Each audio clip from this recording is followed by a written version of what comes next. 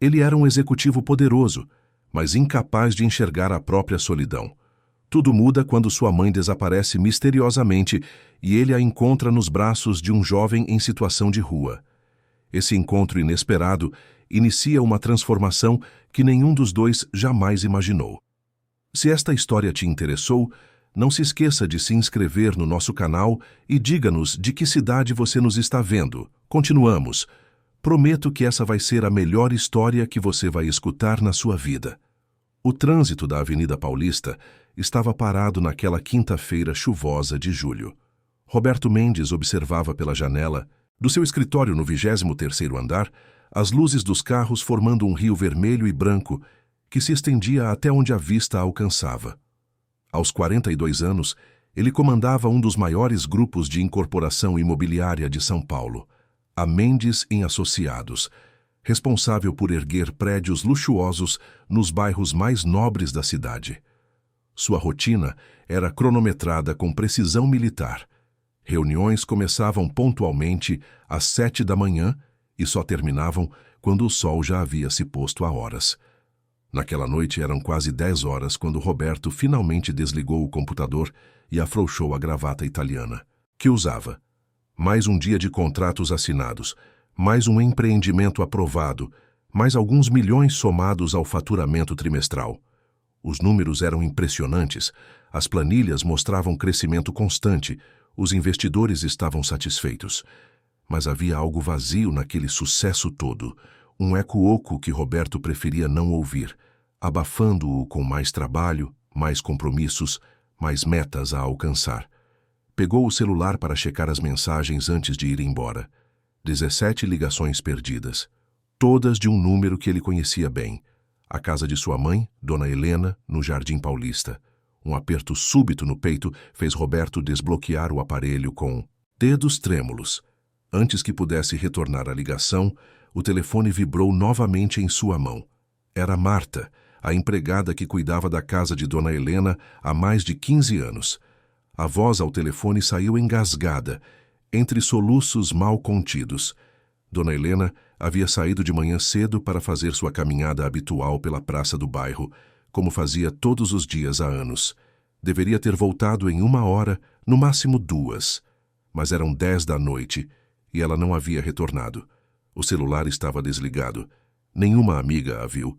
Nenhum vizinho sabia de nada. A senhora de 72 anos simplesmente desaparecera. Roberto sentiu o chão fugir sob seus pés. Engoliu seco, tentando manter a calma, aquela postura controlada que usava nas reuniões mais tensas. Mas por dentro, um turbilhão de culpa e medo começava a se formar. Quando foi a última vez que visitara a mãe? 2 semanas atrás? 3. Quantas vezes ela ligara e ele prometera passar lá no fim de semana, só para cancelar de última hora por causa de algum compromisso de trabalho que parecia mais urgente?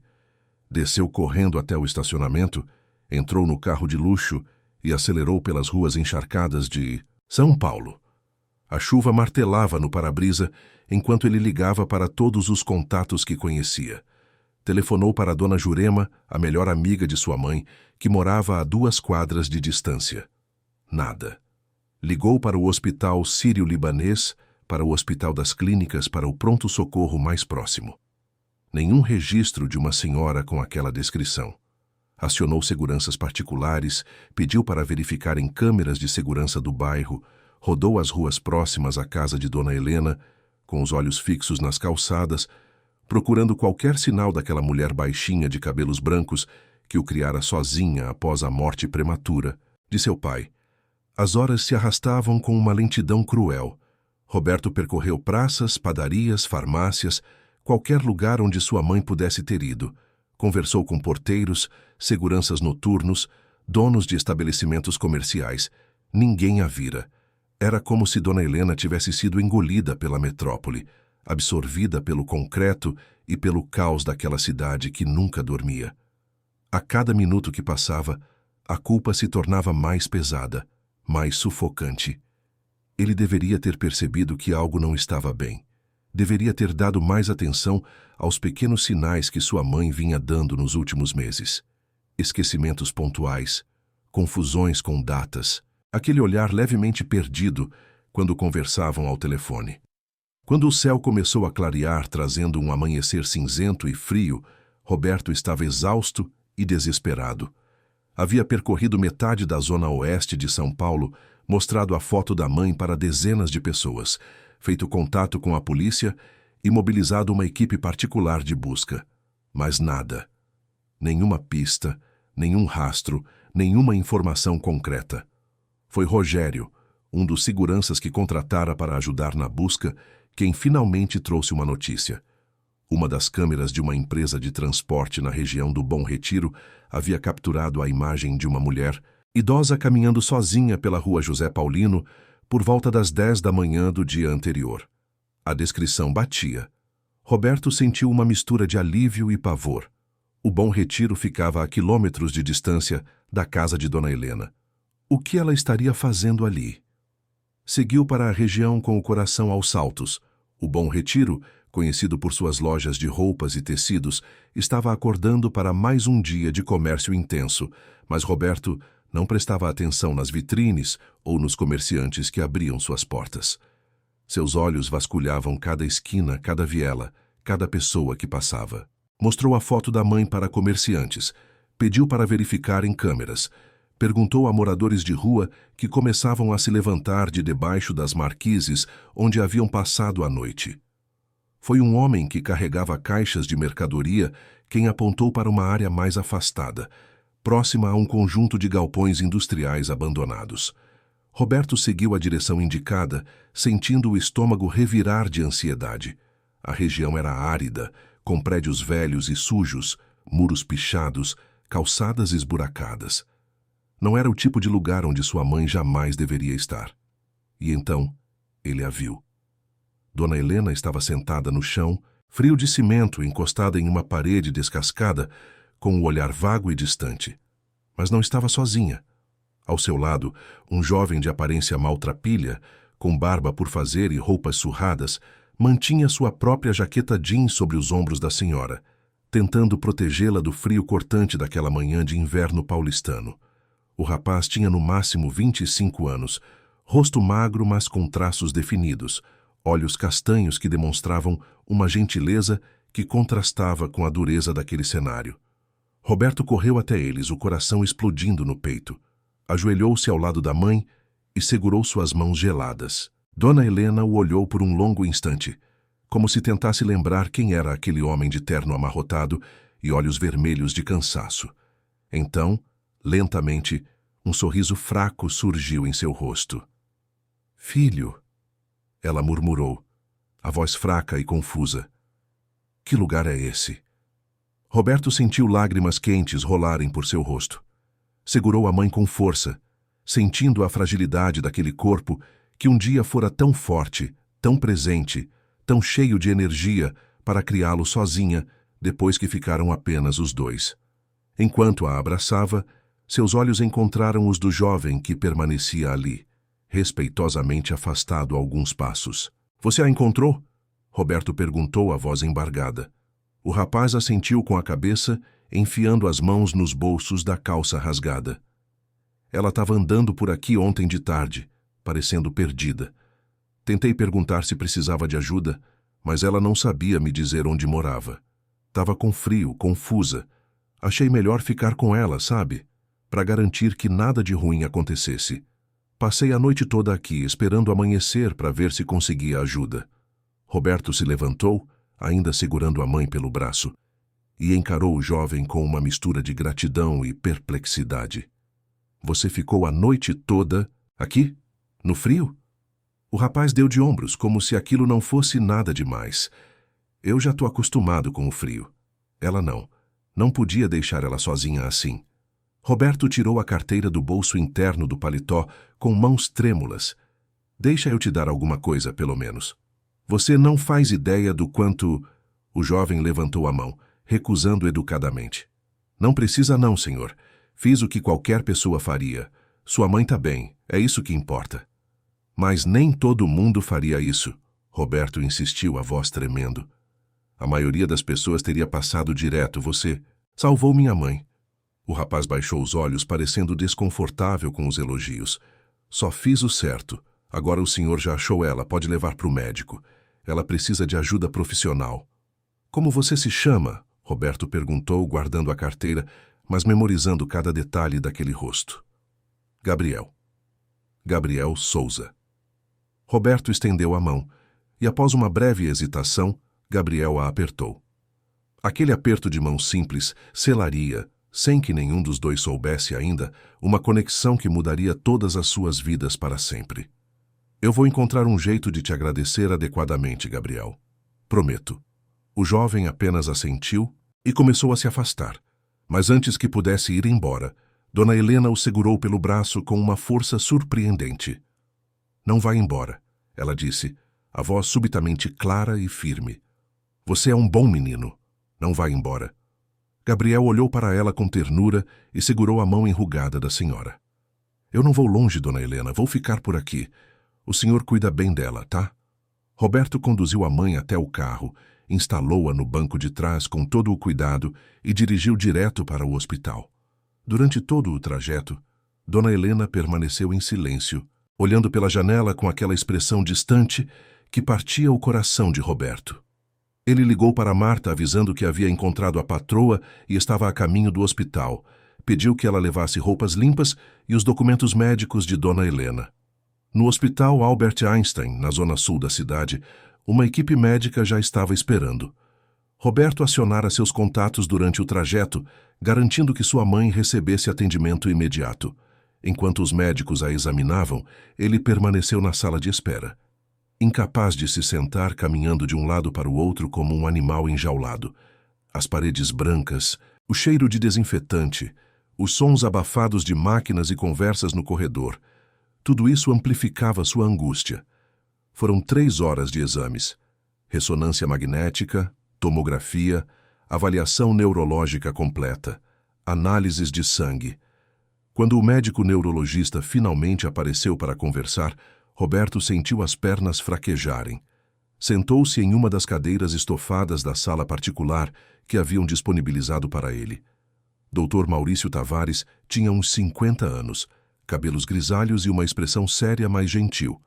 Sentou-se na cadeira ao lado de Roberto e apoiou uma pasta com exames sobre o colo. Senhor Mendes, tenho os resultados aqui. Sua mãe apresenta sinais claros de Alzheimer em estágio inicial. Os exames de imagem mostram atrofia em regiões específicas do cérebro compatíveis com a doença.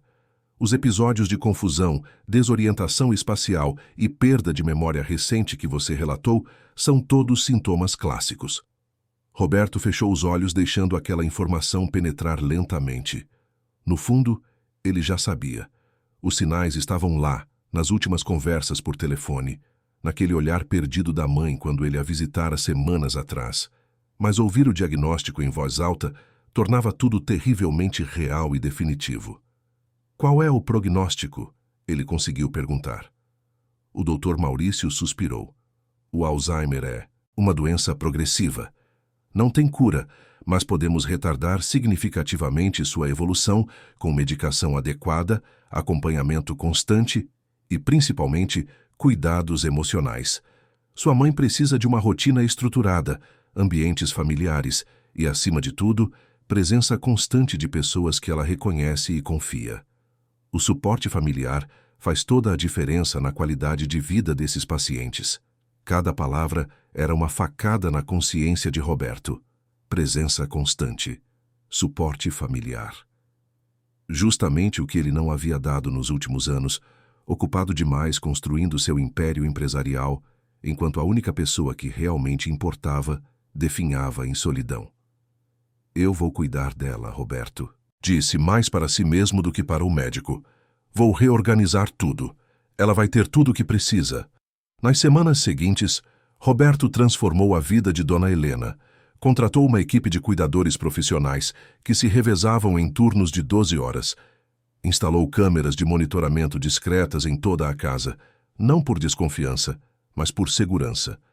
Colocou travas especiais nas portas, adaptou o banheiro com barras de apoio e piso antiderrapante, etiquetou armários e cômodos com palavras e fotos para ajudar na orientação.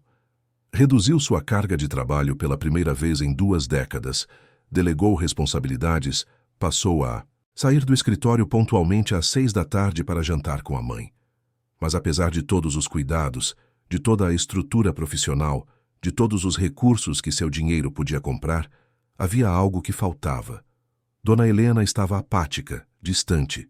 Tomava os remédios sem reclamar, permitia que a banhassem e vestissem, comia o que lhe serviam, mas seus olhos permaneciam vagos, como se estivesse presente apenas fisicamente. Roberto conversava com ela todas as noites, tentando resgatar memórias, contando histórias de quando era criança, mostrando fotos antigas. Mas a conexão que ele buscava desesperadamente parecia cada vez mais distante. Era como se uma parede invisível separasse mãe e filho, construída tijolo por tijolo ao longo dos anos de ausência dele. Então, 3 semanas após o primeiro desaparecimento, aconteceu de novo. Roberto estava em uma reunião com investidores japoneses quando recebeu a ligação de Sandra, uma das cuidadoras. Dona Helena havia desaparecido novamente. Saíra de casa enquanto Sandra trocava a roupa de cama do quarto. A porta da frente ficara destrancada por menos de 5 minutos, mas fora tempo suficiente. Roberto pediu desculpas aos investidores, abandonou a reunião no meio e saiu correndo. Desta vez, ele sabia para onde ir.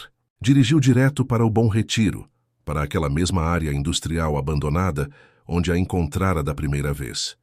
E ali estava ela, sentada exatamente no mesmo lugar, junto ao mesmo muro descascado. E ao seu lado, como se fosse o guardião designado por alguma força superior, estava Gabriel, usando novamente sua jaqueta para aquecer a senhora. Quando Roberto desceu do carro, Gabriel levantou os olhos e, pela primeira vez, esboçou um pequeno sorriso. Ela voltou. Ele disse simplesmente. Dona Helena, ao ver Gabriel, teve uma reação que deixou Roberto sem palavras. Seus olhos se iluminaram. Um sorriso largo e genuíno abriu seu rosto, e ela segurou a mão do jovem com uma força que há semanas não demonstrava. Meu menino chegou, ela disse, a voz clara e feliz. Eu sabia que você viria. Roberto observou aquela cena com um misto de gratidão e algo que se parecia dolorosamente com inveja. Sua mãe reconhecia Gabriel, confiava nele, sentia-se segura ao lado dele. E tudo isso em questão de horas de convivência, enquanto ele, o filho biológico, lutava há semanas para construir uma conexão que parecia cada vez mais impossível. Você precisa instalar um sistema melhor de segurança, Gabriel comentou enquanto ajudava Dona Helena a se levantar. Ela vai continuar vindo aqui se conseguir sair. Eu sei, Roberto respondeu, passando a mão pelo rosto em um gesto de cansaço. Não sei mais o que fazer. Ela tem os melhores cuidadores, a melhor estrutura, tudo que o dinheiro pode comprar. Mas nada parece funcionar. Gabriel olhou para Dona Helena com uma ternura que tocou Roberto profundamente. Talvez não seja sobre dinheiro ou estrutura. Talvez ela só precise de alguém que entenda ela, que fique junto sem tentar consertar. Aquelas palavras simples ressoaram em Roberto como um sino. Ele percebeu então que todos os seus esforços, todo o dinheiro investido, toda a estrutura montada, tudo isso era sua forma de compensar anos de ausência, de tentar resolver o problema como se fosse mais um desafio empresarial. Mas sua mãe não precisava de soluções. Precisava de presença, de conexão, de afeto genuíno. Uma ideia começou a se formar na mente de Roberto. Era arriscada, pouco convencional, certamente geraria comentários e julgamentos dos que o conheciam. Mas olhando para aquela cena, para sua mãe sorrindo ao lado de um completo estranho enquanto mal o reconhecia, ele soube o que tinha que fazer. Gabriel, você tem onde ficar? Roberto perguntou de repente. O jovem hesitou antes de responder. Eu me viro. Tem uns lugares por aqui que... Não, Roberto interrompeu.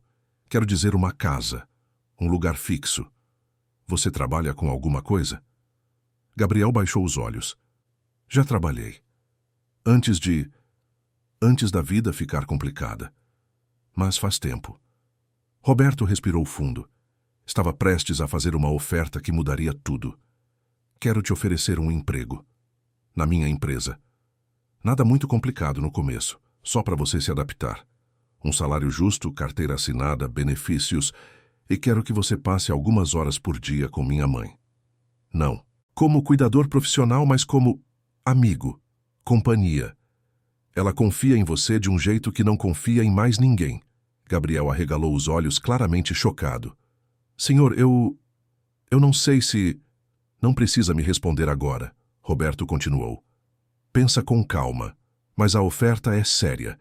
Você me deu de volta a coisa mais importante da minha vida. Deixa eu te dar uma chance de recomeçar a sua. O silêncio que se seguiu foi carregado de significado. Gabriel olhou para Dona Helena, que ainda segurava sua mão, depois para Roberto, e finalmente para o chão sujo de cimento, onde havia passado 2 noites protegendo uma desconhecida. Eu aceito, ele disse finalmente, a voz baixa, mas firme. Mas com uma condição. Quero ser tratado como qualquer outro funcionário. Não quero privilégios ou tratamento especial por causa da sua mãe. Quero conquistar meu lugar pelo meu trabalho. Roberto estendeu a mão e os dois a apertaram mais uma vez. Aquele aperto de mão selava um acordo que ia muito além de um simples contrato de trabalho. Era o início de uma jornada de redenção, cura e transformação que nenhum dos dois poderia prever. Enquanto levava a mãe de volta ao carro com Gabriel seguindo alguns passos atrás, Roberto olhou para o céu cinzento de São Paulo e, pela primeira vez em muito tempo, sentiu algo parecido com esperança. Talvez o universo tivesse colocado Gabriel no caminho de Dona Helena, justamente para ensinar a todos eles uma lição que o dinheiro não podia comprar, que a verdadeira riqueza estava na capacidade de cuidar, de se importar, de estar presente para quem precisava. E assim, enquanto a metrópole continuava sua rotina frenética ao redor deles, 3 vidas estavam prestes a se entrelaçar de formas que nenhum deles poderia imaginar, guiadas pelo fio invisível da compaixão, da segunda chance e do amor que surge nos lugares mais improváveis. Gabriel passou a primeira noite em um hotel modesto no centro de São Paulo que Roberto insistiu em pagar. Era um quarto simples, mas para quem havia dormido em marquises e debaixo de viadutos nos últimos anos, aquela cama com lençóis limpos e um chuveiro quente parecia um luxo absoluto. Deitado no escuro, encarando o teto rachado, Gabriel ainda não conseguia acreditar na reviravolta que sua vida havia dado em questão de dias. Ele não contara a Roberto, mas naquela noite fria em que encontrara Dona Helena vagando perdida, Gabriel estava em um dos momentos mais sombrios de sua existência. Havia pensado em desistir, em simplesmente deixar-se levar pela corrente da vida sem rumo. Mas então viu aquela senhora confusa, tremendo de frio, completamente vulnerável, e algo nele despertou. Uma fagulha de humanidade que ele achava ter perdido junto com tudo o mais. Cuidar dela naquela noite havia salvado os dois, de maneiras diferentes.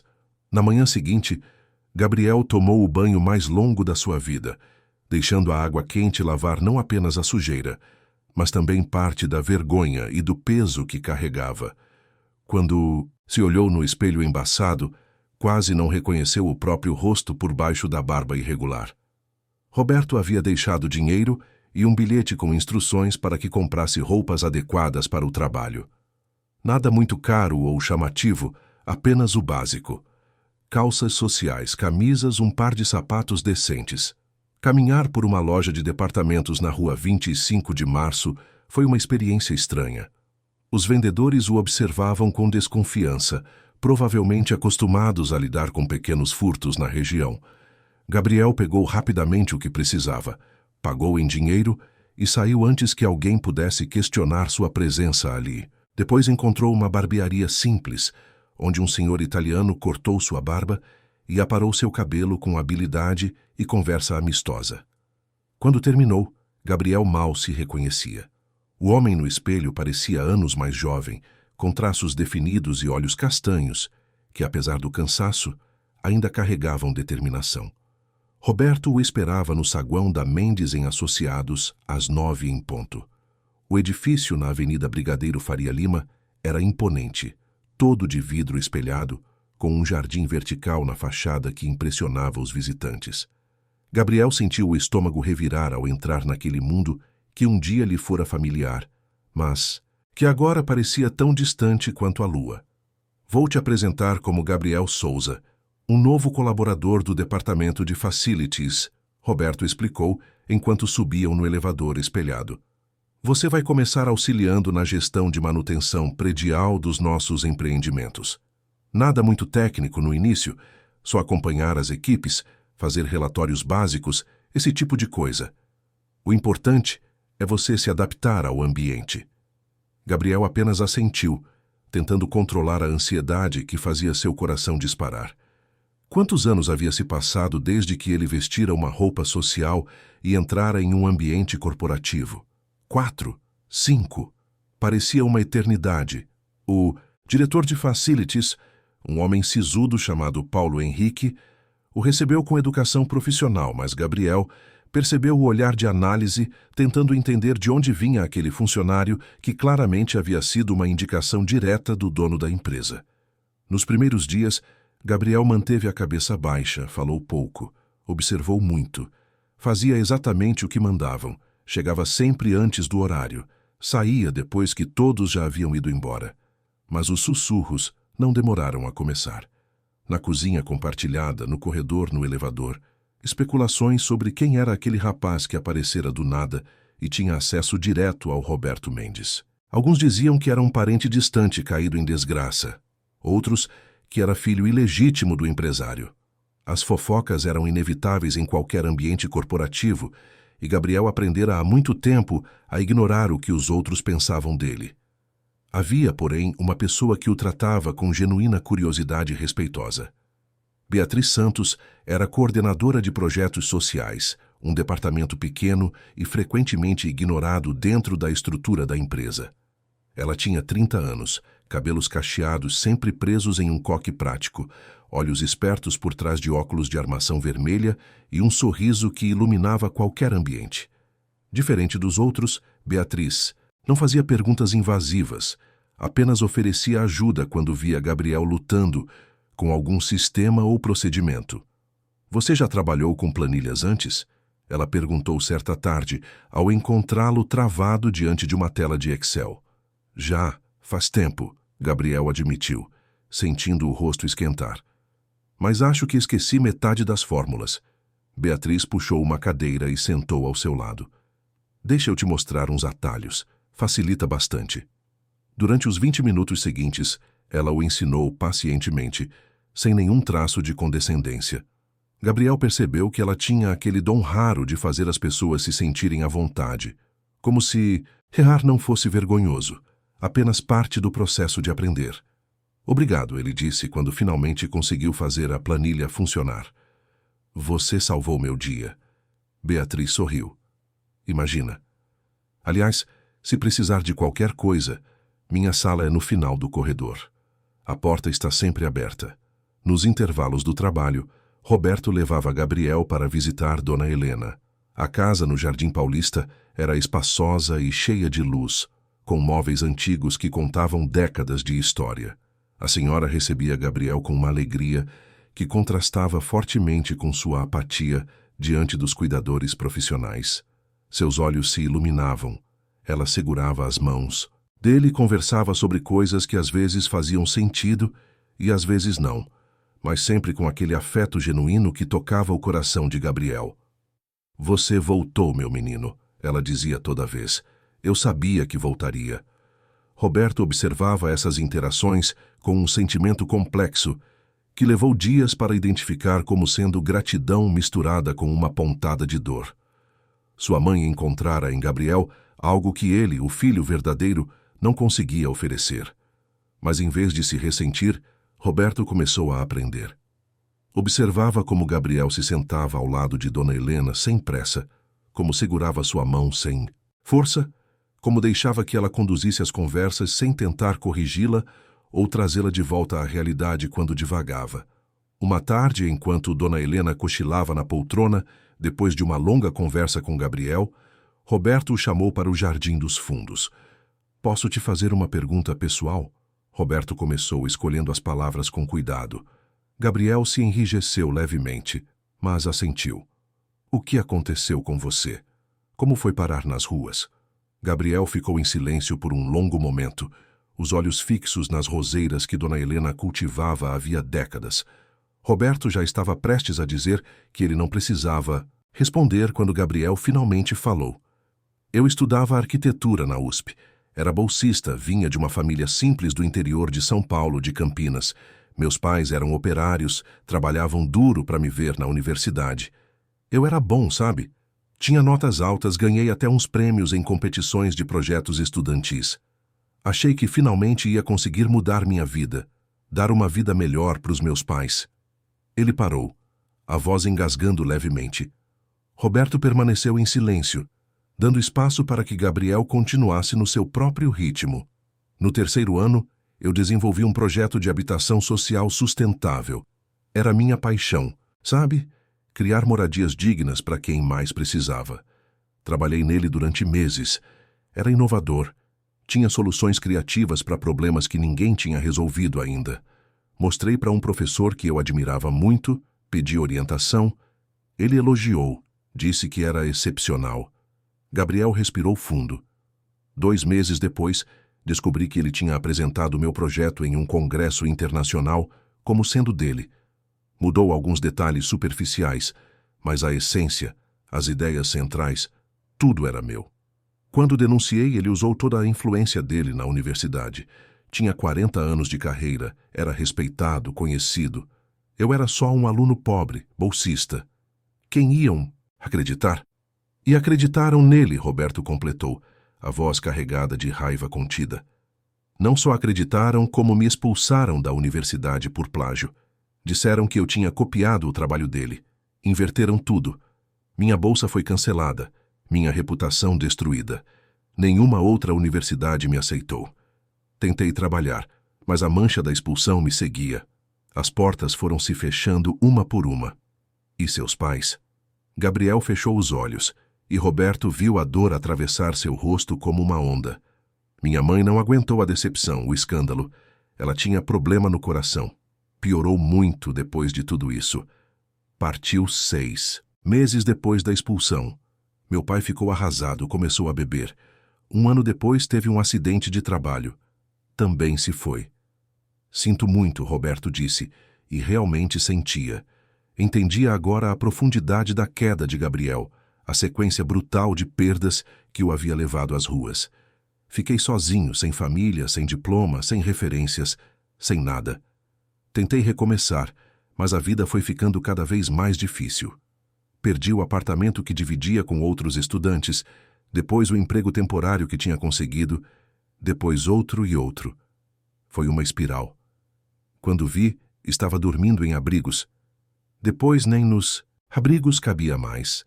Foi quando comecei a viver nas ruas de verdade. E em nenhum momento você pensou em se vingar desse professor?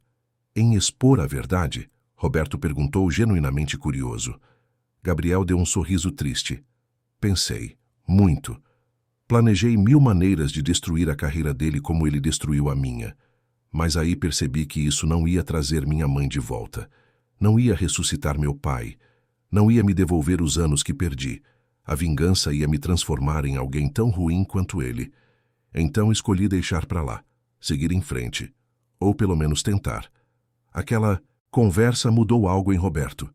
Ele passou a ver Gabriel não apenas como o homem que salvara sua mãe, mas como alguém que tinha sobrevivido a perdas inimagináveis e ainda assim mantinha sua humanidade intacta. Havia uma força naquela gentileza, uma coragem naquela escolha de não se tornar amargo. Nas semanas seguintes, Gabriel começou a se destacar no trabalho. Sua formação em arquitetura, mesmo incompleta, lhe dava uma compreensão única dos projetos e das necessidades de manutenção predial. Ele identificou problemas que outros haviam deixado passar, sugeriu melhorias que economizaram dinheiro, elaborou relatórios tão detalhados e bem estruturados que chamaram a atenção de Paulo Henrique. "Esse menino é bom", o diretor comentou com Roberto certa manhã. "Muito bom. Tem um olhar diferenciado, uma capacidade analítica acima da média. De onde você disse que o pescou?" Roberto sorriu enigmaticamente. "Digamos que ele estava no lugar certo na hora certa." Com o primeiro salário, Gabriel alugou um pequeno apartamento na zona leste, no bairro da Penha. Era um quarto e sala simples, com móveis velhos que o antigo inquilino deixara, mas tinha uma janela que dava para o nascente e era seu. Pela primeira vez em anos, Gabriel tinha um endereço, um lugar, que podia chamar de lar. Chorou sozinho naquela primeira noite, deitado no colchão fino, olhando para o teto manchado, sentindo o peso da gratidão e da responsabilidade de não desperdiçar aquela chance. Começou a refazer sua documentação. Foi até o poupa-tempo para tirar segunda via de documentos perdidos. Abriu uma conta bancária, conseguiu um CPF regularizado. Cada passo era uma reconquista de sua identidade civil, de seu lugar no mundo como cidadão, não como um invisível que habitava as sombras da cidade. Beatriz o ajudou a comprar roupas melhores, indicou um dentista que fez um tratamento a preço acessível, emprestou livros sobre gestão de projetos que ela achava que ele ia gostar. Aos poucos, uma amizade genuína foi se formando entre eles. Ela não perguntava sobre seu passado, mas deixava claro que estava ali caso ele precisasse conversar. "Você tem um dom com pessoas", ela comentou certa vez durante o almoço na praça de alimentação do prédio. "Já reparou como o pessoal da manutenção te respeita? Eles não ouvem qualquer um, mas ouvem você." Gabriel deu de ombros, desconfortável com o elogio. "Acho que é porque eu os trato com respeito, como iguais." "Exatamente", Beatriz respondeu, mordendo seu sanduíche natural. "A maioria das pessoas aqui os trata como se fossem invisíveis. Você não. Eles percebem isso." Enquanto Gabriel reconstruía sua vida profissional, sua relação com Dona Helena se aprofundava de formas inesperadas. Ele visitava a senhora diariamente, às vezes antes do trabalho, às vezes no horário do almoço, sempre no fim do dia. Levava flores que comprava de ambulantes, chocolates baratos que ela adorava, fotos antigas que ela gostava de revisitar. Conta de novo a história de quando seu filho era pequenininho, ela pedia com frequência. E Gabriel contava as histórias que Roberto compartilhara com ele sobre o menino travesso que queria ser astronauta, que colecionava carrinhos, que subia nas árvores do quintal e deixava a mãe preocupada. Dona Helena sorria. Às vezes lembrava detalhes, às vezes inventava outros, mas sempre com aquela expressão de felicidade pura. Roberto observava tudo isso com um misto de emoções. Havia aprendido a engolir o orgulho e aceitar que Gabriel conseguia alcançar sua mãe de formas que ele não conseguia. Mas em vez de se afastar, Roberto começou a passar mais tempo com ambos, aprendendo com Gabriel a arte da presença genuína, do afeto sem expectativas, da companhia silenciosa que às vezes valia mais que 1000 palavras. Aos poucos algo começou a mudar em Roberto também. Ele que sempre correra de reunião em reunião, que respondia e-mails até tarde da noite, que via o trabalho como a única medida de sucesso, começou a reduzir o ritmo, delegou mais responsabilidades para sua equipe de diretores, aprendeu a dizer não para compromissos que antes achava indispensáveis, começou a sair do escritório às 6 da tarde para jantar com Dona Helena e Gabriel. Nas noites em que os três jantavam juntos na casa do Jardim Paulista, com Dona Helena presidindo a cabeceira da mesa mesmo quando se confundia sobre qual dia da semana era, Roberto sentia algo que não experimentava há anos, a sensação de pertencimento, de fazer parte de algo maior que lucros e contratos. Era uma família imperfeita, construída sobre circunstâncias inusitadas, mas era real. Mariana, a secretária executiva de Roberto, notou as mudanças. "Você está diferente", ela comentou certa manhã ao levar o café dele. Mais leve, mais presente. Roberto sorriu. "Estou aprendendo que tem coisas mais importantes que as que aparecem nas planilhas." Mas nem tudo eram dias tranquilos. Um incidente na empresa quase custou o emprego de Gabriel. Um dos gerentes mais antigos, Ricardo Fonseca, um homem arrogante que via a ascensão de Gabriel como uma ameaça, começou a espalhar rumores de que ele estava recebendo tratamento preferencial, que não merecia estar ali, que era apenas um protegido do chefe. Certa tarde, durante uma reunião com fornecedores, Ricardo deliberadamente pediu a opinião de Gabriel sobre um aspecto técnico complexo, esperando que ele não soubesse responder. Para surpresa de todos, Gabriel não só respondeu com propriedade, como identificou uma falha no projeto que todos haviam deixado passar. A sala ficou em silêncio. Ricardo empalideceu. Depois da reunião, Ricardo o seguiu até o corredor.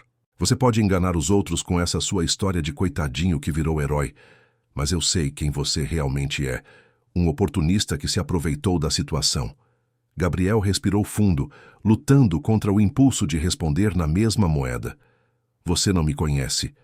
E não precisa gostar de mim, só preciso fazer meu trabalho bem feito. Pode ter certeza que vou estar de olho em cada erro seu, Ricardo ameaçou antes de se afastar. Aquela noite, Gabriel chegou ao apartamento exausto emocionalmente. Por um momento, a velha sensação de ser julgado, de carregar um peso invisível que nunca conseguia, largar voltou com força total. Sentou na beira da cama, cabeça entre as mãos, questionando se estava certo em aceitar aquela oportunidade, se não estava apenas adiando um fracasso inevitável. O telefone tocou. Era Beatriz. Soube do que aconteceu hoje. O Ricardo é assim com todo mundo que ele sente que pode ofuscar ele. Não desiste por causa desse imbecil, tá? Você merece estar aqui. Seu trabalho fala por você. Obrigado, Bia, Gabriel disse, usando o apelido que ela gostava. Precisava ouvir isso. Amanhã vamos almoçar juntos e eu vou te contar histórias horríveis do Ricardo que vão te fazer rir, ela prometeu. E fez exatamente isso.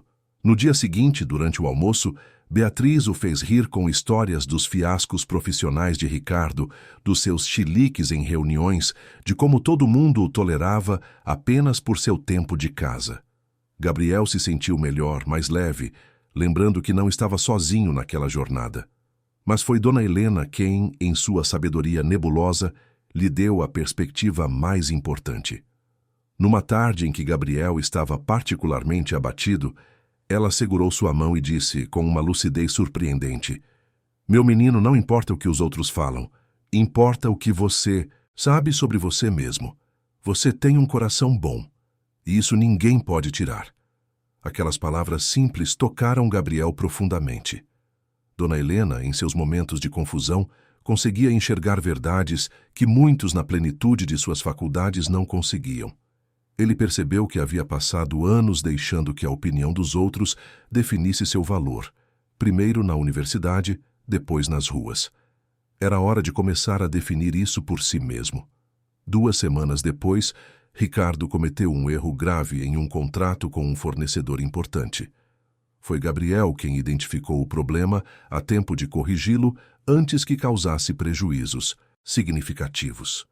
Quando Paulo Henrique perguntou por que ele não deixara o erro passar, já que Ricardo era seu desafeto, Gabriel respondeu simplesmente, porque não trabalho contra ninguém, trabalho pela empresa. Aquela atitude chegou aos ouvidos de Roberto, que chamou Gabriel em sua sala. Sentado atrás da mesa de mogno, o empresário o encarou com uma expressão que Gabriel não conseguia decifrar. Você continua me surpreendendo.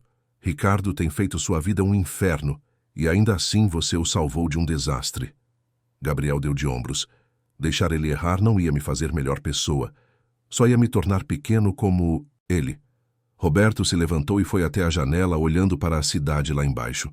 Sabe, eu construí tudo isso, apontou para o horizonte de prédios, com uma filosofia de competição impiedosa. Esmagar os concorrentes, não dar trégua, ganhar a qualquer custo. Achei que era força. Mas você está me mostrando que existe uma força muito maior em ser íntegro. Não sei se sou um exemplo de integridade, Gabriel respondeu. Só sei que não quero ser definido pelo pior que me aconteceu. Quero ser definido por como escolho reagir. Roberto voltou a se sentar, os olhos marejados de uma emoção que ele não escondia mais. Minha mãe escolheu confiar em você naquele dia frio no Bom Retiro. Foi a melhor escolha que ela já fez. Porque você não salvou só ela, está salvando nós dois. Naquela noite, os 3 jantaram juntos novamente. Dona Helena estava particularmente lúcida, contando histórias da juventude, de quando criava Roberto sozinha, de como foi difícil, mas também gratificante. Gabriel e Roberto ouviram em silêncio respeitoso, cada um com suas próprias reflexões sobre família, perda e reconstrução. Quando Gabriel finalmente foi embora, Já era quase meia-noite.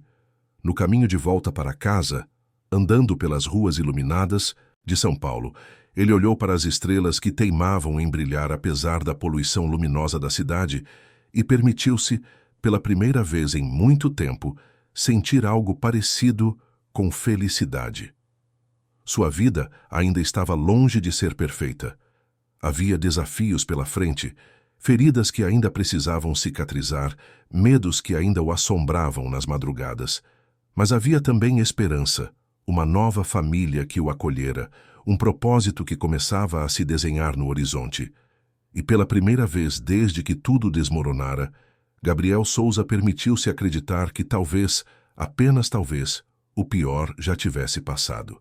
A primavera chegou a São Paulo trazendo jacarandás floridos e um ar mais leve, que contrastava com o cinza do inverno que ficava para trás.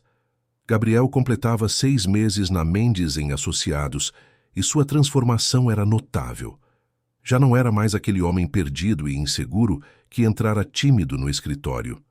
Caminhava com a postura ereta de quem recuperara sua dignidade, falava com a confiança de quem sabia do que estava falando, sorria com a leveza de quem começava a fazer as pazes com o passado.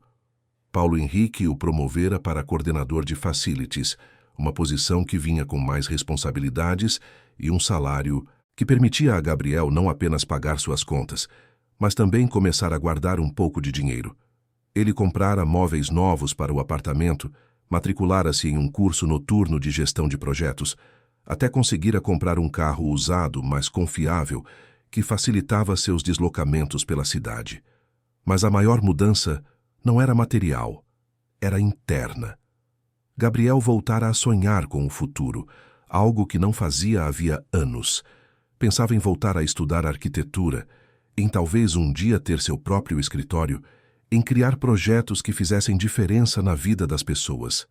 Eram sonhos modestos ainda, sussurrados apenas em pensamento, mas estavam ali, brotando como as flores dos jacarandás que anunciavam dias melhores. Dona Helena também apresentava uma recuperação surpreendente. O Dr. Maurício não escondia seu espanto nas consultas mensais. Embora o Alzheimer não tivesse cura e ainda estivesse lá, a progressão da doença parecia ter desacelerado significativamente. A senhora tinha cada vez mais momentos de lucidez, períodos em que conversava com clareza sobre o presente, fazia piadas, demonstrava interesse genuíno pelas vidas de Gabriel e Roberto. É o afeto, o médico explicara na última consulta. Estudos mostram que pacientes com Alzheimer, que recebem amor constante, que têm vínculos emocionais fortes, tendem a ter uma qualidade de vida muito melhor.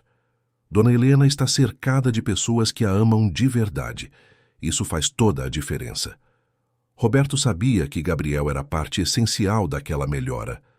A conexão entre o jovem e sua mãe era algo que transcendia explicações racionais. Havia ali um afeto puro, sem segundas intenções, sem peso de culpas ou expectativas. Dona Helena chamava Gabriel de meu menino, e ele a chamava de minha Dona Helena, e naqueles simples apelidos havia um mundo de ternura. O próprio Roberto estava diferente. Seus amigos empresários comentavam sobre a mudança. Ele sorria mais, estava menos tenso, participava de menos eventos sociais vazios e dedicava mais tempo a projetos que realmente importavam. Começara a se interessar por iniciativas de responsabilidade social, algo que antes via apenas como estratégia de marketing. Agora enxergava como propósito genuíno. Foi em uma dessas tardes douradas de setembro, quando a primavera paulistana mostrava seu melhor, que tudo mudou novamente. Roberto tinha uma reunião agendada com Marcelo Tavares, um antigo parceiro de negócios que não via há alguns anos. Marcelo era dono de uma construtora de médio porte e estava interessado em discutir uma possível parceria em um empreendimento na Zona Sul. Gabriel estava na sala de Roberto, revisando alguns contratos quando Marcelo chegou. Alto, cabelos grisalhos bem penteados, terno impecável e um sorriso que mostrava dentes embranquecidos artificialmente. Cumprimentou Roberto com um aperto de mão vigoroso e olhou ao redor do escritório com aprovação. Roberto, meu amigo, você continua crescendo. Impressionante. Estamos tentando fazer nosso melhor, Roberto respondeu diplomaticamente. Ah, este é Gabriel Souza, meu coordenador de facilities. Gabriel Marcelo Tavares. Gabriel estendeu a mão educadamente, mas no momento em que seus olhos encontraram os de Marcelo, sentiu um calafrio percorrer sua espinha. Havia algo, naquele olhar, um reconhecimento que o fez recuar instintivamente. Marcelo, por sua vez, apertou a mão de Gabriel com força excessiva, o sorriso se alargando de uma forma que não alcançou seus olhos. Gabriel Souza, Marcelo repetiu, como se saboreasse o nome. Esse nome me é familiar, muito familiar. Gabriel sentiu o sangue gelar. Não podia ser. De todas as pessoas em São Paulo, de todos os empresários que Roberto podia conhecer, tinha que ser justamente ele? O universo estava pregando uma peça cruel. Marcelo continuou encarando Gabriel com aquele sorriso que agora parecia mais uma máscara. Espera. Eu me lembro de você. USP, certo? Faculdade de Arquitetura e Urbanismo. Você foi aquele estudante que foi expulso por plágio há uns 5 anos. É você mesmo, não é? O silêncio que se seguiu foi ensurdecedor. Roberto olhou de Marcelo para Gabriel confuso. Gabriel permaneceu imóvel, o rosto pálido, as mãos cerradas em punhos ao lado do corpo. Todos os anos de reconstrução, toda a dignidade que ele trabalhara tanto para recuperar, pareciam ameaçados por aquelas palavras carregadas de acusação. Marcelo riu, um som sem humor. Roberto, você está sabendo que contratou alguém expulso da universidade? Que foi desmascarado como plagiador. Rapaz, o escândalo foi grande na época.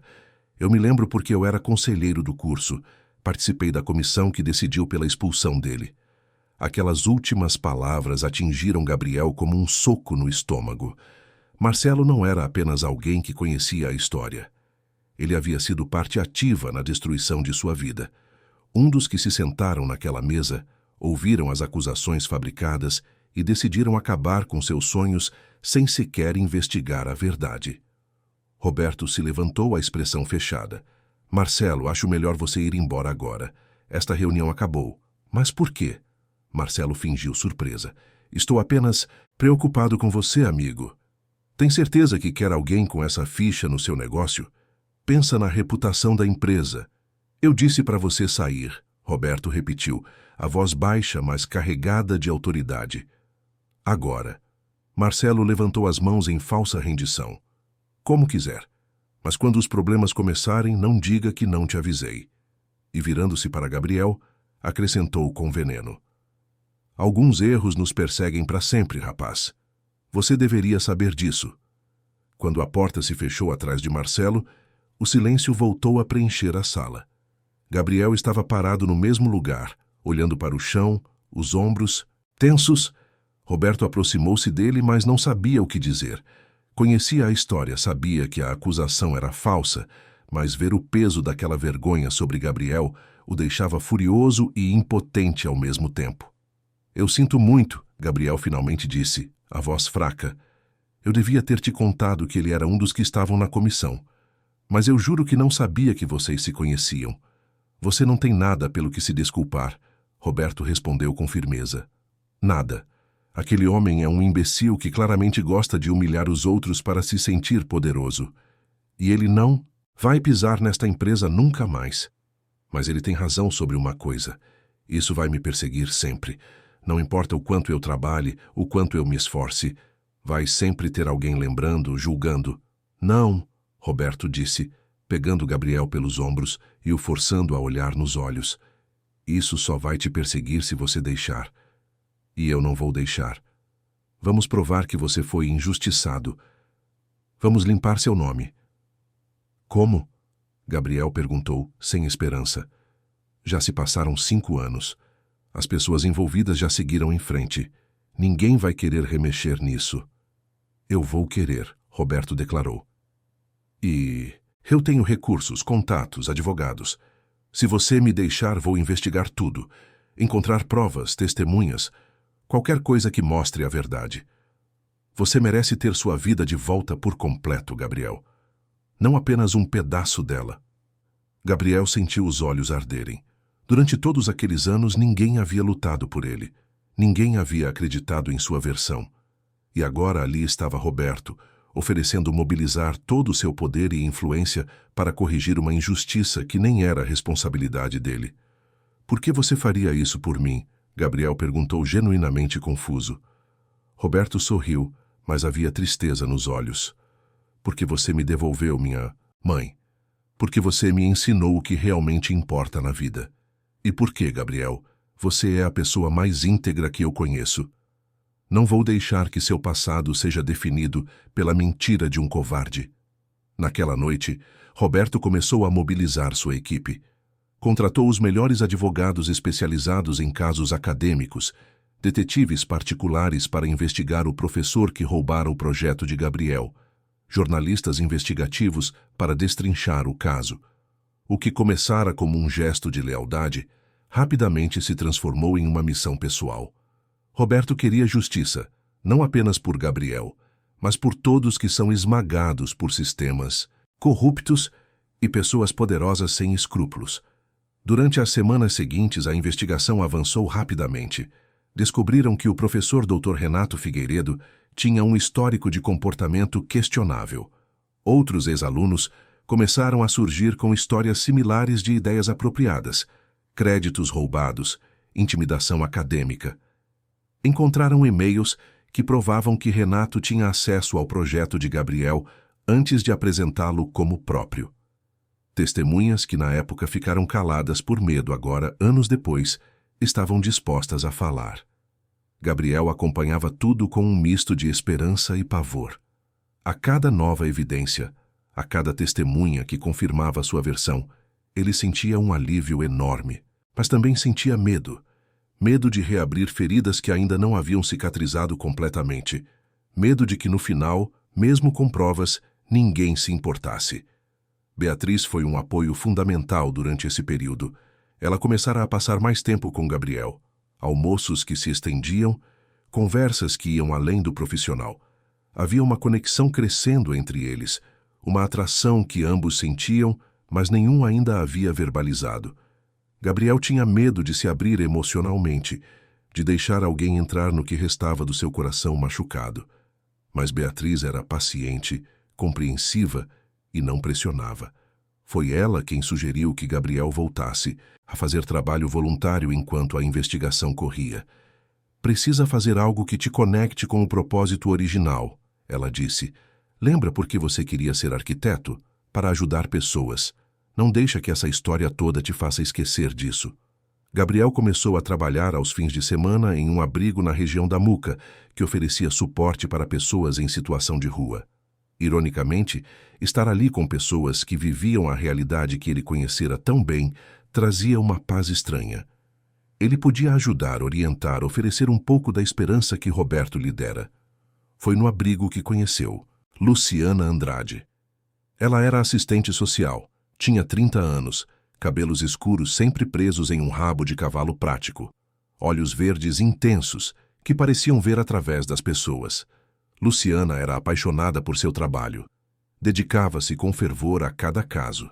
Brigava com a burocracia, mobilizava recursos, não descansava enquanto não conseguisse ajudar de verdade. Você já esteve nas ruas, Gabriel afirmou na segunda vez que se encontraram, não como pergunta, mas como constatação. Luciana não negou. Dos 12 aos 15 anos.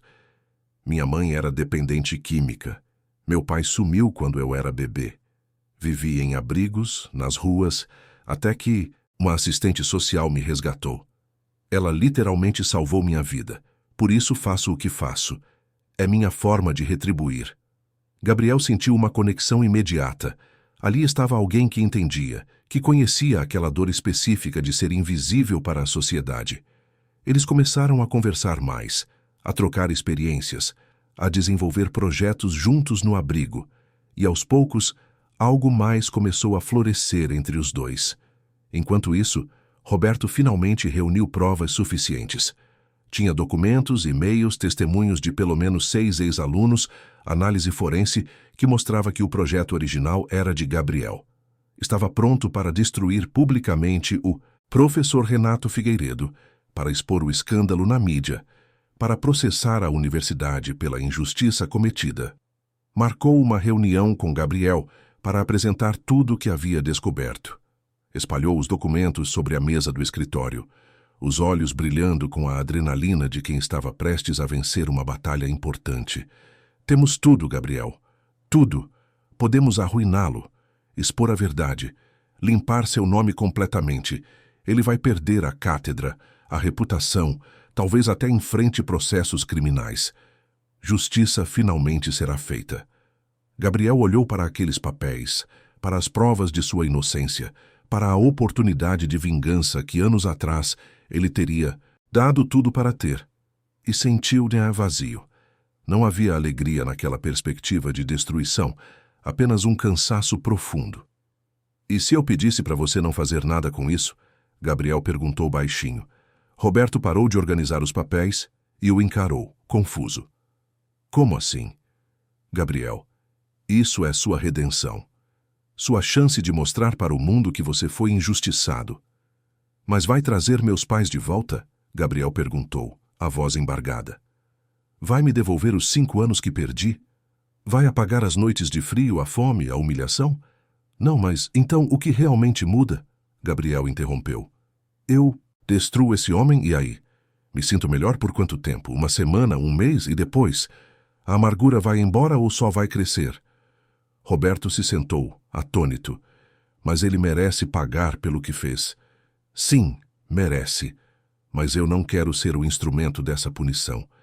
Já carreguei peso demais nas costas, Roberto. Ódio, mágoa, desejo de vingança. Tudo isso só me deixava mais pesado, mais preso naquele passado. Encontrei uma forma de seguir em frente. Tenho um trabalho que me dá dignidade, uma nova família em você e Dona Helena. Conheci pessoas incríveis como a Beatriz e a Luciana. Tenho uma vida de novo. Por que eu ia jogar tudo isso fora para me vingar? Mas não é só vingança, Roberto argumentou. É justiça. É garantir que ele não faça isso com mais ninguém. Gabriel pegou um dos papéis, uma cópia do e-mail que provava o roubo intelectual. Você pode usar essas provas para fazer uma denúncia anônima na universidade, que abram uma investigação interna, que tomem as medidas cabíveis. Mas eu não quero estar envolvido nisso publicamente. Não quero que minha reconstrução seja sobre derrubar alguém. Quero que seja sobre me levantar. Tem diferença. Roberto passou a mão pelo rosto, lutando para entender. Você tem certeza disso, depois de tudo? Tenho, Gabriel respondeu com convicção. E sabe por quê? Porque eu aprendi uma coisa nesses anos todos. A verdadeira força não está em vencer batalhas, está em escolher quais batalhas vale a pena lutar.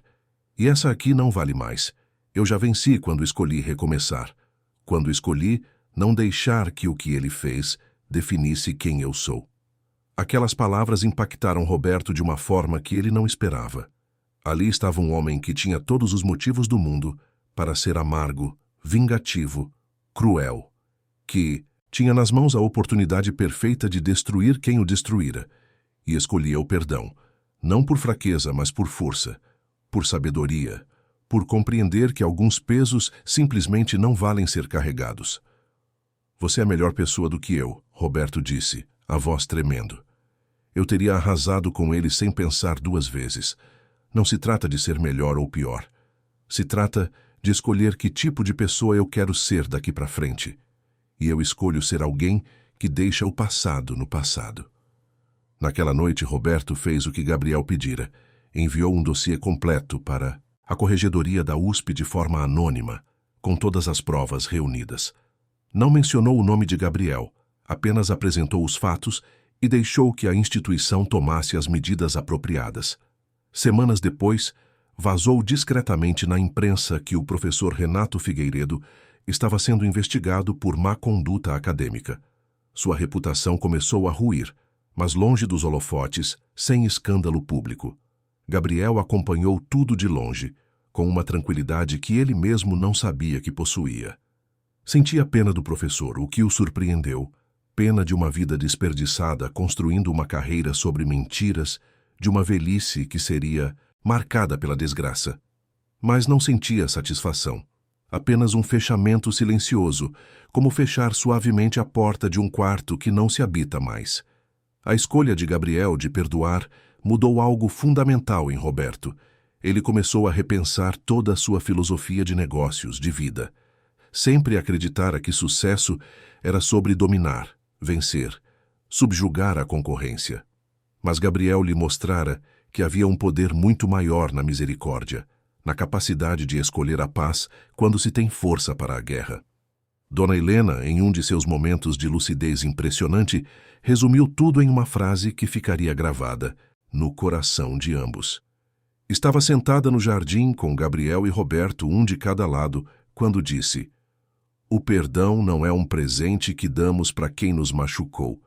É um presente que damos para nós mesmos. É a escolha de não deixar que o passado roube nosso futuro." Os dois homens se entreolharam, maravilhados com a sabedoria daquela mulher que a doença deveria ter diminuído, mas que, ao invés disso, parecia ter revelado sua essência mais profunda. Enquanto o outono se aproximava trazendo folhas douradas e um frio ameno, a vida dos três continuava sua transformação. Gabriel se matriculou em uma universidade particular para retomar o curso de arquitetura, agora pagando do próprio bolso com o dinheiro que economizara. Trabalhava de dia, estudava 3 noites por semana, ainda dedicava tempo ao trabalho voluntário no abrigo e, claro, visitava Dona Helena sempre que podia. Luciana e ele começaram a namorar oficialmente. Era um relacionamento construído sobre bases sólidas de respeito mútuo, compreensão e propósito compartilhado. Ela conhecia seus demônios porque tinha os próprios. Ele entendia suas lutas porque travara batalhas similares. Juntos, eram mais fortes, mais completos.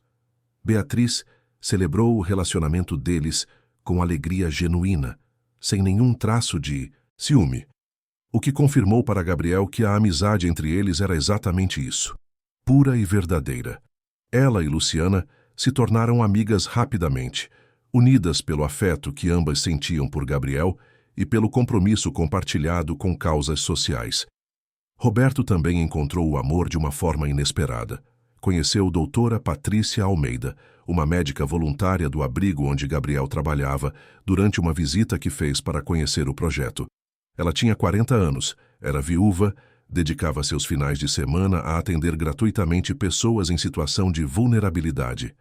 Havia nela uma bondade prática, sem romantismo vazio, que tocou Roberto profundamente.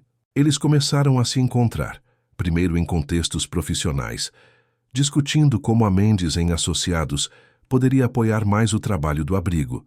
Depois, em jantares que tinham cada vez menos de reunião de negócios e mais de encontros românticos. Patrícia não se impressionava com o dinheiro de Roberto. Ela se impressionava com suas mudanças, com sua vontade genuína de fazer diferença. "Olha só você, Gabriel", brincou certa tarde ao ver Roberto saindo mais cedo do escritório para encontrar Patrícia, deixando o trabalho às 5 da tarde. "Nunca pensei que veria esse dia." Roberto riu. "Você me ensinou que tem coisas mais importantes que planilhas e reuniões. E você me ensinou que ainda existe gente boa no mundo disposta a ajudar um estranho." Gabriel respondeu sério. Os dois se abraçaram, um abraço de irmãos, de amigos, de almas que se salvaram mutuamente, mesmo sem perceber. Dona Helena observava tudo aquilo com um sorriso sereno. Sua memória falhava com frequência. Ela esquecia nomes e datas, às vezes não reconhecia onde estava. Mas sempre, sempre reconhecia o amor que a cercava. E naqueles momentos de clareza, ela olhava para seu filho e para o jovem que havia adotado como outro filho e sentia uma gratidão profunda por estar viva para testemunhar aquele milagre. 2 anos se passaram como páginas viradas rapidamente em um livro cuja história finalmente tinha tomado um rumo feliz.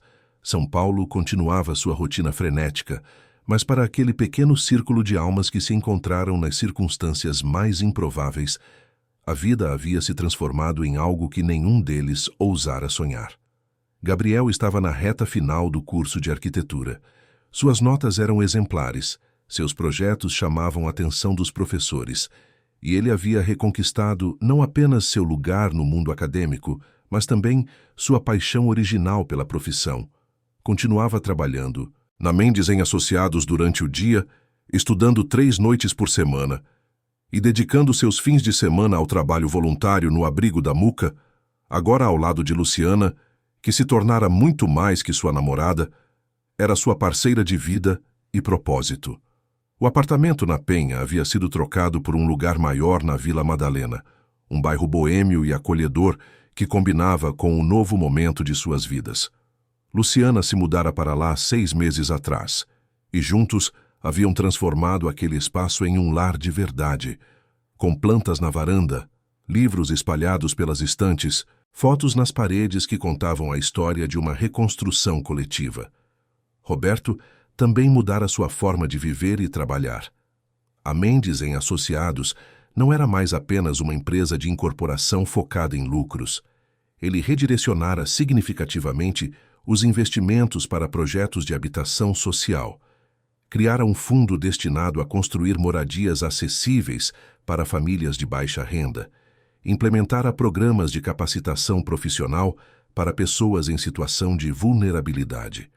Os lucros haviam diminuído consideravelmente, mas o impacto social crescera de forma exponencial. Muitos dos antigos parceiros e investidores abandonaram o barco, críticos da nova direção que consideravam idealista demais, pouco lucrativa. Roberto deixou que fossem embora sem ressentimentos. Encontrou novos parceiros que compartilhavam sua visão, empresários com consciência social, investidores de impacto que mediam sucesso não apenas em reais, mas em vidas transformadas. Patrícia estava sempre ao seu lado, apoiando cada decisão, trazendo sua perspectiva médica e humanitária para os projetos. Eles haviam se casado em uma cerimônia intimista no jardim da casa de Dona Helena, com apenas os mais próximos presentes.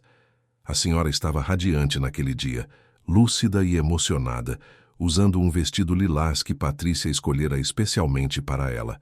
Foi Dona Helena quem segurou a mão de Patrícia e a entregou simbolicamente a Roberto, dizendo com a voz firme: "Cuida bem do meu menino. Ele tem um coração enorme. Só precisava de alguém para mostrar como usá-lo direito." Todos choraram naquele momento, tocados pela lucidez e sabedoria daquela mulher que a doença tentava apagar, mas que teimava em brilhar nos momentos mais importantes. A melhora de Dona Helena continuava surpreendendo os médicos. O doutor Maurício admitia abertamente que ela era um caso atípico, uma exceção estatística. O Alzheimer ainda estava lá, mas sua progressão era tão lenta que parecia quase estagnada. A senhora tinha períodos de confusão, claro, dias em que se perdia em suas próprias memórias, mas também tinha semanas inteiras de clareza mental impressionante. "É o amor", Roberto dizia sempre que alguém perguntava. "Ela está cercada de amor puro, e isso a mantém aqui com a gente." E era verdade. Dona Helena era o centro daquela família improvisada. Gabriel a visitava diariamente, às vezes apenas para tomar café da manhã juntos antes do trabalho, outras vezes para jantares longos onde conversavam sobre tudo e nada. Luciana a visitava sempre que podia, levando flores do mercado municipal e histórias do abrigo que faziam os olhos da senhora brilharem. Beatriz aparecia aos domingos com bolos caseiros e planos mirabolantes de eventos sociais. Patrícia cuidava pessoalmente da saúde dela, ajustando medicações, fazendo exames regulares, garantindo que cada detalhe estivesse perfeito. Foi em uma tarde chuvosa de março, com o céu de São Paulo despejando água como se quisesse lavar a cidade inteira, que Gabriel teve a ideia que mudaria tudo mais uma vez. Estava sentado no escritório, olhando pela janela as gotas escorrendo pelo vidro, quando Beatriz entrou carregando uma pilha de relatórios sobre os programas sociais da empresa. "Você viu esses números?" ela perguntou animada. "Já ajudamos a reintegrar socialmente mais de 200 pessoas em situação de rua nos últimos 6 meses. 200 famílias têm teto agora por causa dos projetos de habitação acessível. É incrível, Gabriel." Gabriel olhou os números, sentindo aquela familiar sensação de propósito que o guiava desde que decidira retomar sua vida. "Mas falta algo", ele disse pensativo. "Falta um espaço centralizado. Um lugar onde a pessoa possa chegar e encontrar tudo o que precisa. abrigo temporário, atendimento médico, apoio psicológico, capacitação profissional, tudo integrado. Um verdadeiro centro de acolhimento. Beatriz sentou na cadeira em frente a ele, os olhos brilhando. Você está pensando em criar um centro assim? Estou pensando que a gente deveria. Roberto tem os recursos, a empresa tem a expertise em construção, você tem experiência com gestão de projetos sociais, Luciana e Patrícia podem estruturar os atendimentos. A gente consegue fazer isso. Naquela mesma noite, Gabriel apresentou a ideia para Roberto e Patrícia durante o jantar na casa do Jardim Paulista. Dona Helena estava particularmente lúcida, ouvindo atentamente cada palavra enquanto comia sua sopa de legumes. Quando Gabriel terminou de explicar o projeto, ela bateu a mão na mesa com surpreendente energia. Façam isso. Construam esse lugar. E ponham meu nome nele. Todos ficaram em silêncio, olhando para a senhora. Ela sorriu, aquele sorriso cheio de luz que ainda conseguia iluminar qualquer ambiente. Se vou ser lembrada por algo nessa vida, que seja por isso. Por um lugar que ajuda as pessoas a recomeçarem. Como o Gabriel recomeçou. Como todos nós recomeçamos. Roberto sentiu lágrimas rolarem por seu rosto. Mãe, nós vamos fazer isso. Vamos criar o Centro de Acolhimento Helena Mendes. E vai ser o melhor centro que essa cidade já viu. Os meses seguintes foram de trabalho intenso. Roberto comprou um terreno grande na região da Barra Funda, uma área em revitalização urbana próxima ao centro. Gabriel, que estava terminando seu curso, foi convidado a liderar o projeto arquitetônico como parte de seu trabalho de conclusão de curso. Era a oportunidade perfeita, unindo sua formação acadêmica com seu propósito de vida. Ele trabalhou dias e noites no projeto, desenhando e redesenhando cada detalhe. Queria criar um espaço que fosse funcional, mas também acolhedor, que não tivesse aquela atmosfera institucional fria dos abrigos tradicionais. Pensou em quartos individuais com dignidade, espaços comuns que incentivassem convivência, jardins internos que trouxessem natureza e paz, salas de atendimento que preservassem privacidade. Cada centímetro do projeto foi pensado com amor e respeito pelas pessoas que seriam acolhidas ali. Luciana estruturou os programas de atendimento social, criando protocolos humanizados que garantiriam que cada pessoa fosse tratada com dignidade desde o primeiro momento. Patrícia montou uma equipe médica voluntária que atenderia gratuitamente os acolhidos. Beatriz desenhou os programas de capacitação profissional em parceria com empresas e instituições de ensino. Enquanto tudo isso acontecia, Gabriel se formou. A cerimônia de colação de grau foi emocionante. Ele estava no palco, usando a beca preta e o capelo, segurando finalmente o diploma que lhe fora roubado anos atrás. Mas, desta vez era diferente. Não era apenas um papel que atestava conhecimento. Era o símbolo de uma jornada de queda e renascimento, de dor transformada em propósito, de um homem que se recusou a ser definido pelo pior momento de sua vida. Na plateia, sentados todos juntos na primeira fileira, estavam Roberto, Dona Helena em sua cadeira de rodas, Patrícia, Luciana, Beatriz e até Paulo Henrique, seu chefe na Mendes em Associados. Quando chamaram seu nome e ele atravessou o palco, todos se levantaram e aplaudiram com uma força que fez outros formandos e familiares olharem curiosos. Gabriel acenou para eles, o rosto molhado de lágrimas de felicidade, sentindo que aquele momento não era apenas seu, mas de todos que acreditaram nele quando ele mesmo já não acreditava. Após a formatura, uma firma de arquitetura prestigiada de São Paulo, a Estúdio Urbano, conhecida por seus projetos socialmente engajados, ofereceu uma proposta a Gabriel.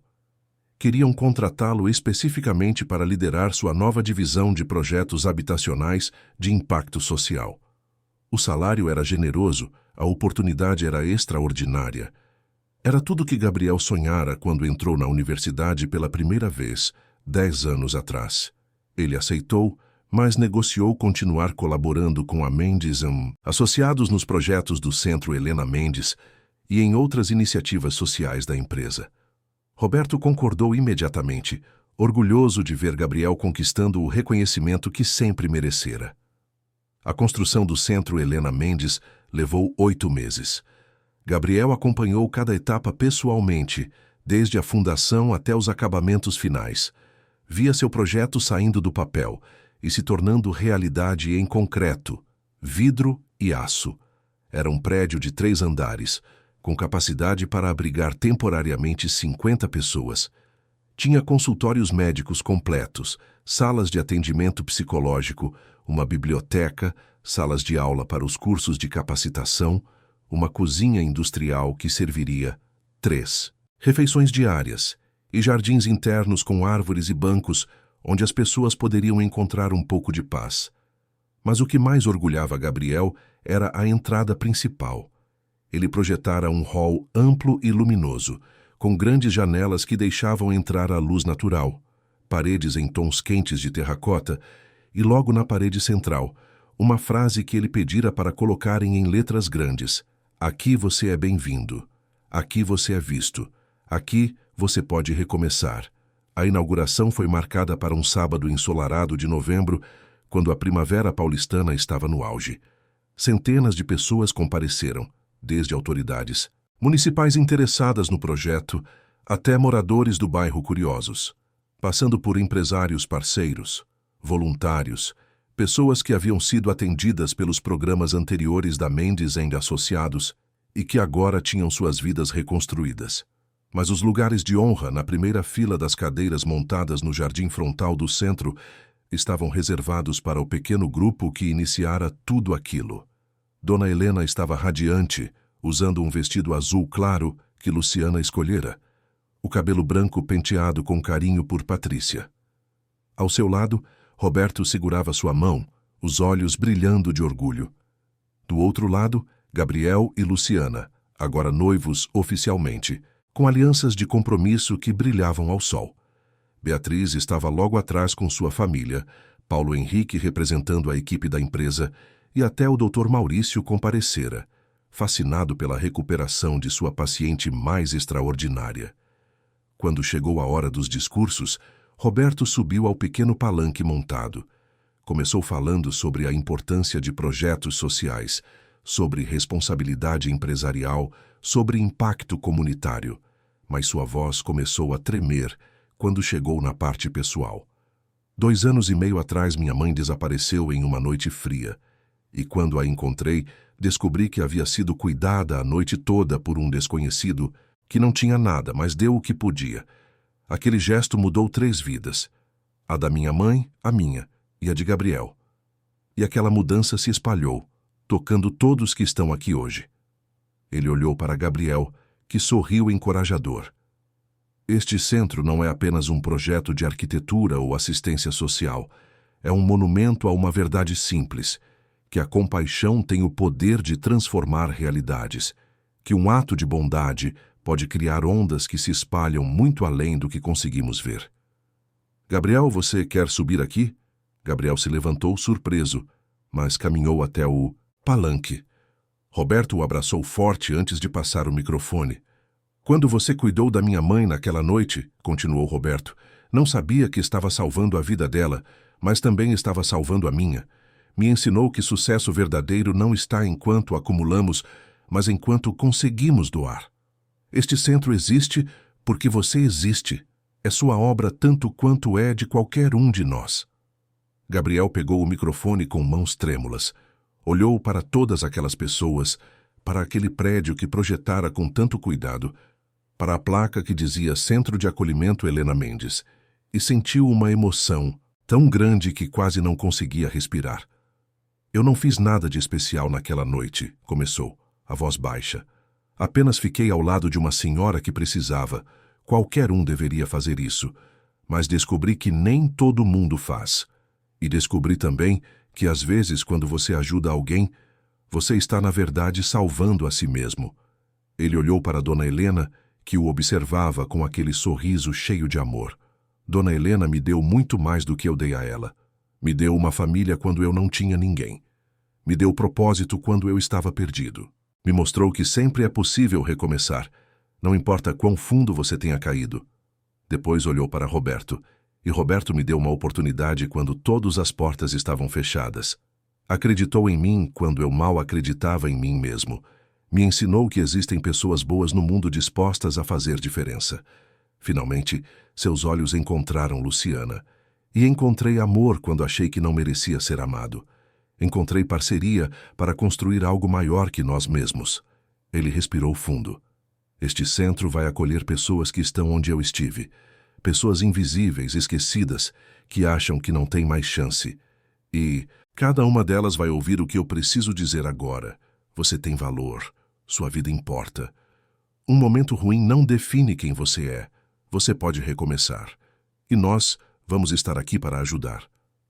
A plateia explodiu em aplausos. Muitos choravam abertamente.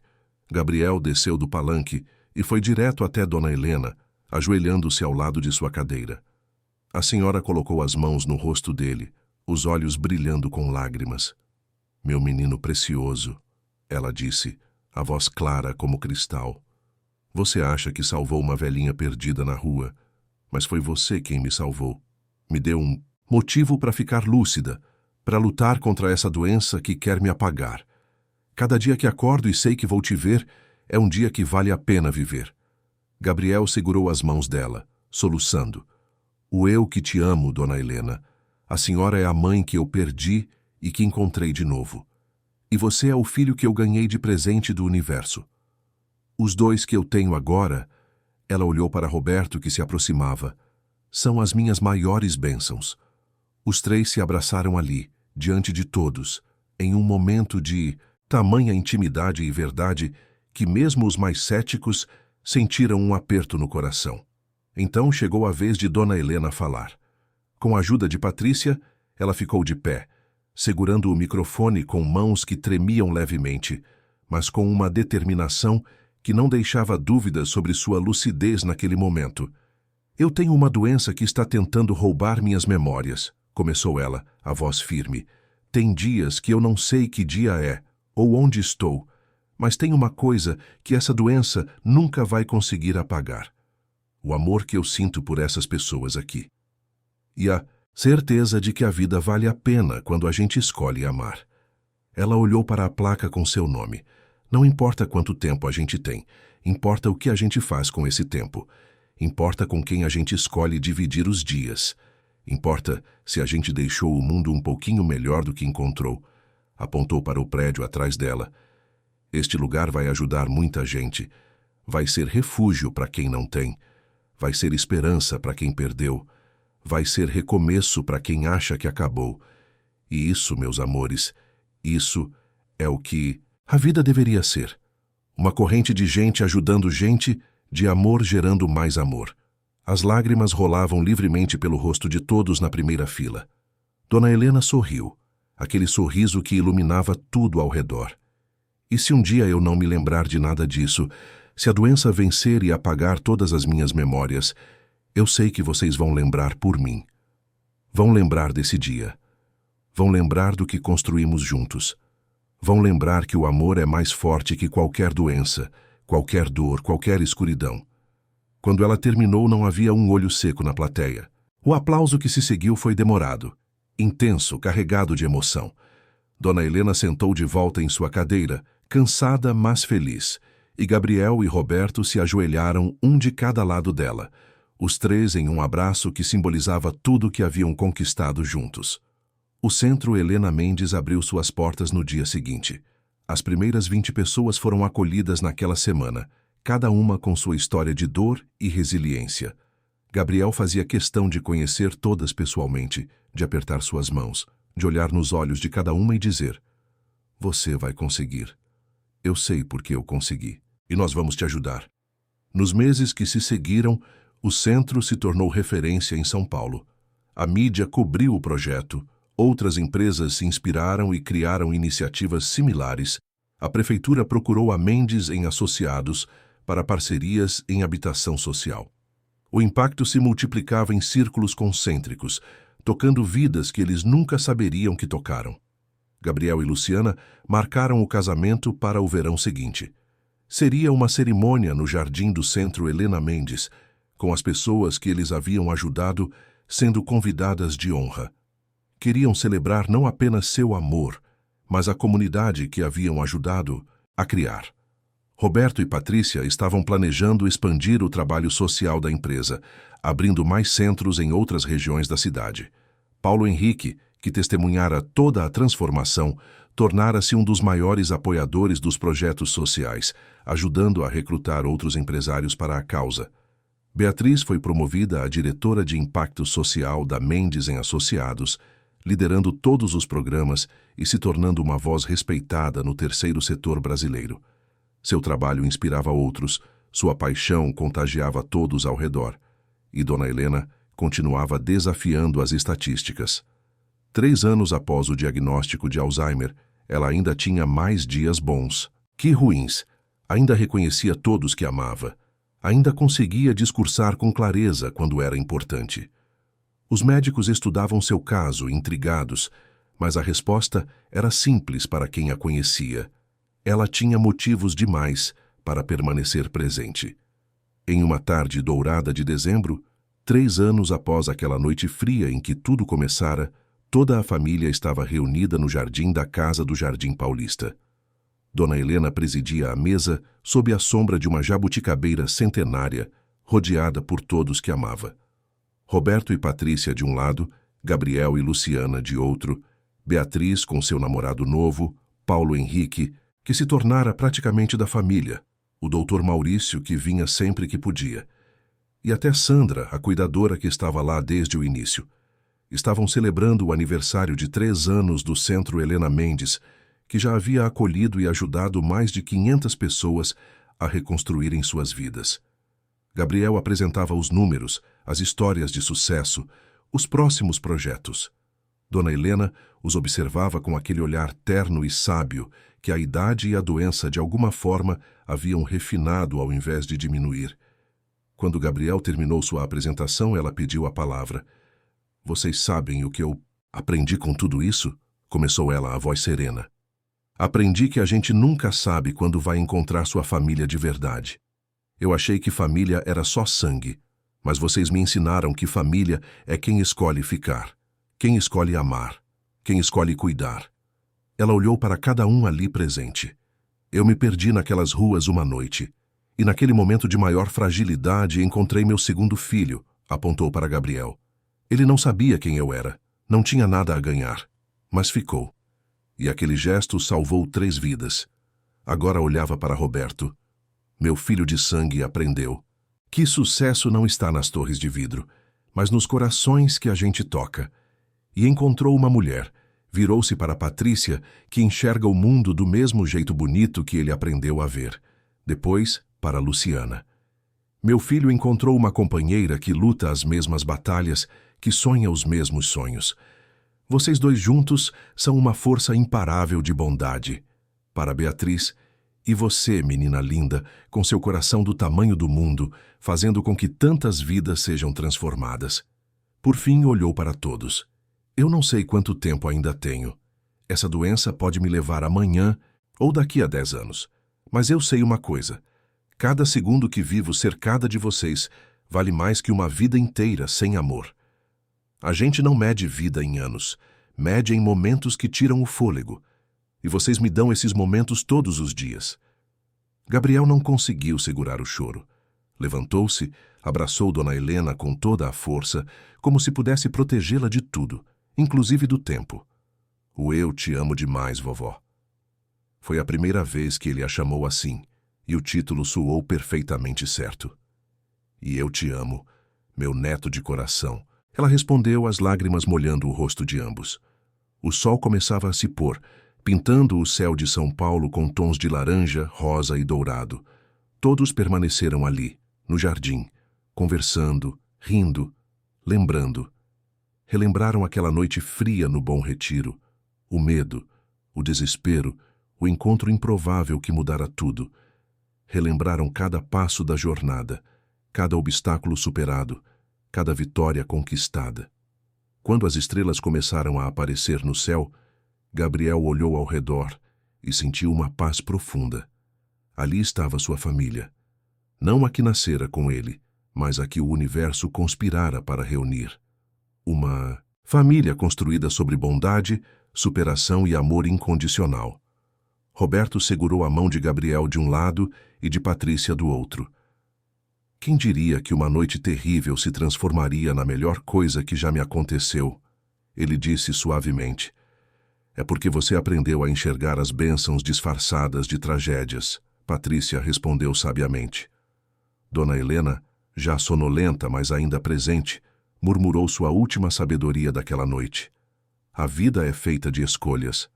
A gente pode escolher a amargura ou a gratidão, o ódio ou o amor, a vingança ou o perdão. E cada escolha dessas define não quem éramos, mas quem nos tornamos. Aquelas palavras ficaram suspensas no ar da noite paulistana, verdades simples mas profundas que cada um ali guardaria para sempre. O ciclo havia se completado. O jovem que ajudou uma desconhecida sem esperar nada em troca foi acolhido por ela e sua família. A mulher que se perdeu nas ruas encontrou na confusão o caminho para reunir as pessoas que mais amava. O empresário obcecado por lucros descobriu que a verdadeira riqueza estava em corações tocados e vidas transformadas. E todos juntos provaram que família não é apenas quem nasce com você, mas quem escolhe ficar quando você mais precisa. Que segundas chances existem para quem tem coragem de recomeçar. Que o amor, esse sentimento que a sociedade moderna tanto desvaloriza, é ainda a força mais poderosa do universo, capaz de curar feridas que pareciam incuráveis, de construir pontes onde só havia abismos, de fazer brotar esperança onde só havia desespero. Naquela noite, enquanto São Paulo dormia ao redor deles, aquele pequeno grupo de almas entrelaçadas pelo destino permaneceu juntos sob as estrelas, sabendo que haviam encontrado algo precioso e raro, um amor que não pedia nada, que não julgava, que simplesmente existia em sua forma mais pura. E compreenderam, enfim, que a vida pode ser imprevisível e às vezes cruel, mas também é capaz de surpreender com generosidade inesperada quando se escolhe abrir o coração. Que os finais felizes não são privilégio de contos de fadas, mas conquista de quem não desiste de acreditar na bondade humana, mesmo quando tudo parece perdido. A história que começou com um gesto de compaixão em uma noite fria se transformou em um legado de amor que continuaria se espalhando por gerações, tocando vidas que eles nunca conheceriam, inspirando bondade em corações que ainda nem haviam nascido. Porque essa é a natureza do amor verdadeiro. Ele se multiplica infinitamente, criando ondas que nunca param de se expandir, alcançando praias distantes que nem imaginamos existir. E assim, com o jardim iluminado pelas estrelas e pelos sorrisos daqueles que se escolheram como família, esta história encontra seu final. Não um final de término, mas um final de recomeço. Porque cada final é apenas o começo de uma nova jornada, e o amor que eles construíram juntos era apenas o início de algo muito maior.